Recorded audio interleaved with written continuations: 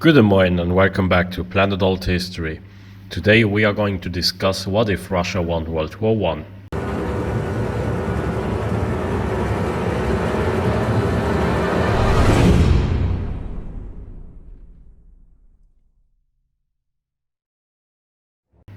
Russia or the Russian Empire lost in OTL for many good and obvious reasons. The ruler was weak.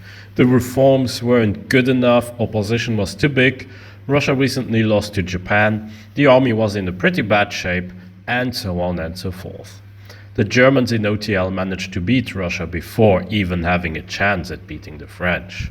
Germany actually planned to deal with France first and to beat the Russians afterwards, but we know that things turned out to be very different. This timeline that I'm proposing isn't a no Russian Revolution timeline, but it will have some elements of it. This timeline here will have several rather impossible points together in order to discuss this hypothetical timeline we would wish to explore. First and foremost, Paris has to fall within a few weeks or months at a max. France would still hold, of course, some territories here and there, especially a southern line, but France will eventually agree to some kind of peace deal, whether they want it or not. Second of all, the Russian army has to be in an optimal state and at least push the Germans back or even win some decisive battles. This one is a very difficult point. Third of all, Russia would need to be completely stable. Does this sound very realistic? Of course not. One timeline where such a thing would be possible would be if Russia won the war against Japan, and if France for whatever reason would be unstable. The economy would also need to be somewhat better in Russia as compared to the OTL counterpart.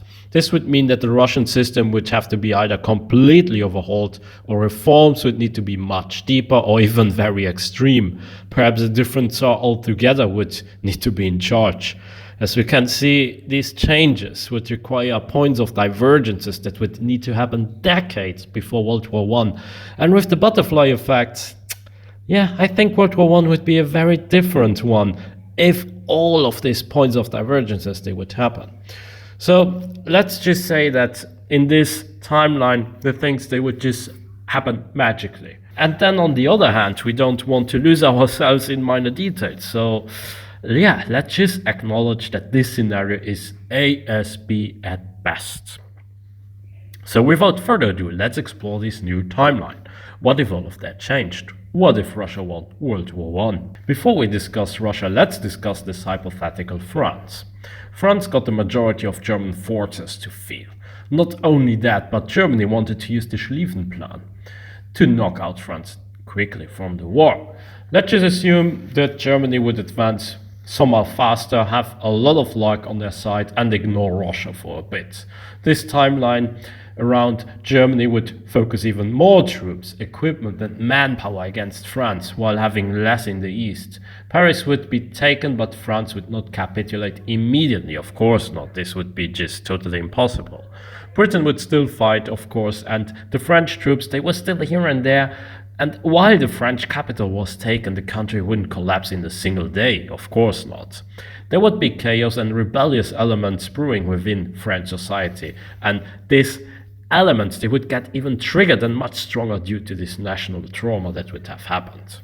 Russia, on the other hand, would at first defend their borders well and still manage to beat the Austrians a few times, as they did in OTL actually. With the time moving onward, the Russian would win some battles even against the Germans here and there in this timeline. With an alternate military command and more luck on their side than in OTL, the Russian military would start to even advance a little bit in German territory and actually also get into Königsberg pretty fast. The former Prussian capital would be taken by Russia. The Western Front would move deeper into French lands. Austria would still be struggling, and Italy may see initial gains but later have to divert some troops to fight the Germans who would come closer and closer to them. The Western Front would basically be different from OTL without the extensive trenches, while the Eastern Front could see something similar to the trench warfare. Germany would slowly but surely redirect some more troops towards the Eastern Front, and Russia would need to somehow encircle regularly a lot of German soldiers, or at least beat them in a few important and very decisive battles. France would almost be completely occupied and try to negotiate, while Britain would continue the war, and so would the US eventually as well. German-French armistice would be temporarily, but enough to utterly humiliate the French pride, while Russia would hold out and wait for the German population to die from hunger due to the British blockade. France's after-war government would not be part of the Entente anymore, and rebellions would happen here and there as well. A communist revolution would not happen, but we would actually see nationalist elements getting much stronger.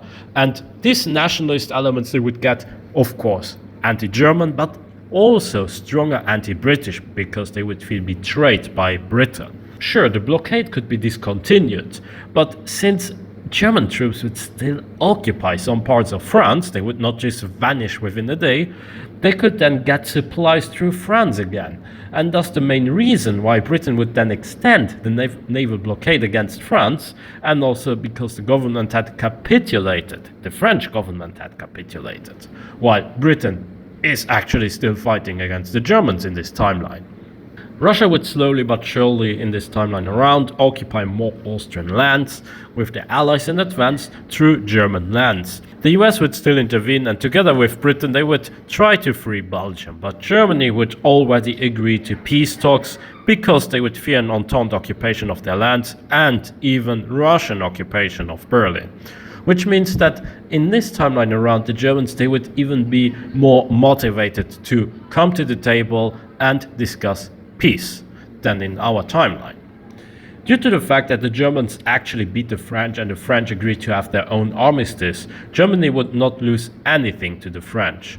Alsace-Lorraine would remain German, the Germans would already have taken some French possessions for a few months maybe, or even weeks, but they would agree on a status quo on the western border, which means that nothing that they ever got from the French in their armistice or their peace deal would remain German, but also nothing German would suddenly get or become French.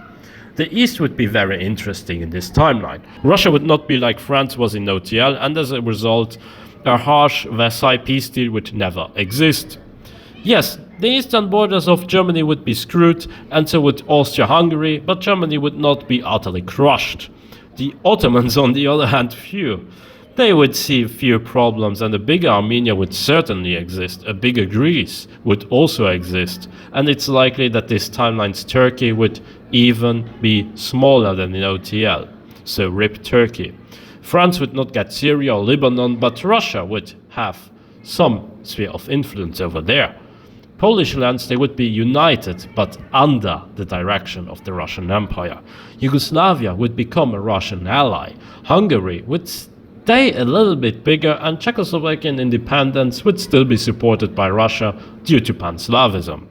The remaining parts of Austria would maybe fall into chaos, maybe unite with the Germans, or maybe other things would happen, but nobody would really forbid the Germans from uniting with Austria in this timeline. France would be a total loser here in this timeline and remain unstable for quite a while, until they and even Italy would experience ultra-nationalism or fascism, of course. Italy would still feel they didn't get what they deserved, and France, well, was still angry at Britain, but also Germany and partially Russia. So the feelings around Italy and France would be very similar. They would feel some sense of betrayal, and actually this anti-German sentiment would be very good for them, a point where they would feel very, have something in common. Spain's problems, they would still exist in this timeline around, and thus Franco would be brought to power, thanks to not only the Portuguese intervention or support, but also this time the French support, and of course Italy's support. Russia would grow too strong and influential for Britain, while Germany was still Germany. Russia would not stop growing in Europe or the Middle East. No, they would actually actively support different warlord factions in China and probably have a Russia-Japanese War 2.0. Britain in that case would support the Japanese, but So would the Germans, who wanted to either reconnect East Prussia with the rest of Germany, get Silesia back, or actually have the heart of Prussia back, Königsberg? Would France allow this to happen or backstab the Germans together with their new allies, the Latin bloc? Could Turkey join this Latin bloc faction and reclaim their lands? Britain would be in a very precarious position. Support Russia despite their interests, especially in Central Asia, Iran or Persia, also with Japan and Asia, or be against Russia, but then on the other hand, support Japan with their expansionist goals, Germany, who could potentially then become the most powerful country in Europe after beating France, and then also Turkey, who got the worst deal ever after this alternate World War I, and be anyway at odds with Britain due to Greece and Cyprus.